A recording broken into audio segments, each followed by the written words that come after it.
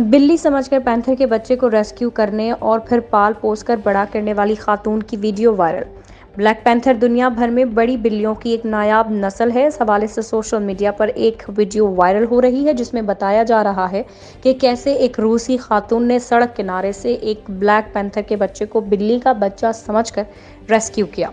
Social media पर viral होने वाली वीडियो में देखा जा सकता है कि रूसी खातून ने मिट्टी से लदे हुए एक काले रंग के पैंथर के बच्चे को रेस्क्यू किया। ताहम खातून को इल्म न था कि ये पैंथर का बच्चा है। खातून और पैंथर के बच्चे को एक दूसरे से मानूसियत हो गई और यूं पैंथर का बच्चा खातून के घर में ही पलकर बड़ा हो गया। खातून की सोशल मीडिया अकाउंट इंस्टाग्राम पर पैंथर की वीडियोस भी मौजूद हैं। दूसरी जानिब खातून ने एक और पालतू जानवर कुत्ता भी पाल रखा है। सोशल मीडिया सार्फिन जहां खातून को ब्लैक पैंथर के मिलने पर खुशनसीब तस्वुर कर रहे हैं, वहीं बाज़ सार्फिन उसे खतरे की घंटी भी करार दे रहे हैं, क्योंकि पैंथर एक जंगली हयात है जिसकी फितरत में हमला करना शामिल है।